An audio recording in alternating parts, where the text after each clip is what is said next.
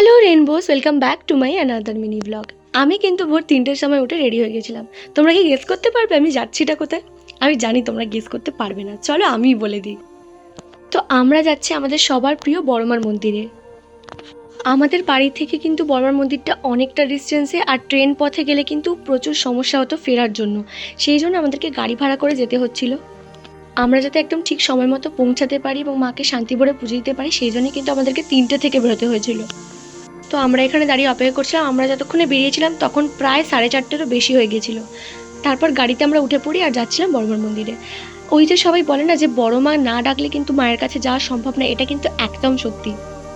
বিশ্বাস করো, কয়েক বছর ধরে আমরা সবাই ঠিক করছিলাম বড়মার মন্দিরে যাব, কিন্তু কোনো না কোনো কারণে কিন্তু আমাদের বড়মার মন্দিরে যাওয়া হচ্ছিলই না। মানে প্ল্যান হচ্ছিল আবার ক্যান্সেল হয়ে যাচ্ছিল, এই রকমভাবেই কিন্তু দিন কাটছিল। কিন্তু ফাইনালি আমরা আজকে কিন্তু যেতে পারছি বড়মার মন্দিরে। এছাড়াও বড় মা যে সত্যিই আছে তার কিন্তু প্রমাণ আমি পেয়েছি, তোমাদেরকে কিন্তু আমি সেটা পরের ভিডিওতে জানাবো। তার জন্য আমার চ্যানেলটাকে কিন্তু তাড়াতাড়ি সাবস্ক্রাইব করে ভিডিওটাতে একটা লাইক করতে ভুলো না। গাড়িতে যাওয়ার সময় হঠাৎ করে চোখে পড়লো আকাশে এটা এটা কি, তোমরা কি জানো? জানলে কিন্তু কমেন্ট করো। আর সাথে সাথে দেখছিলাম সূর্য উদয়, কি সুন্দরটাই না লাগছে দেখো, পুরো একটা যেন কমলা লেবু। আর এই জিনিসটাকে কিন্তু আমি অনেকক্ষণ ধরে আকাশে দেখছিলাম, আমি বুঝতেই পারছিলাম না এটা কি। চলো তাহলে দেখা হচ্ছে নেক্সট ভিডিওতে। আজকের জন্য কিন্তু ভিডিওটা আমি এখানেই শেষ করছি। পরের পার্টটা দেখার জন্য কিন্তু তাড়াতাড়ি আমাকে সাবস্ক্রাইব করতে হবে।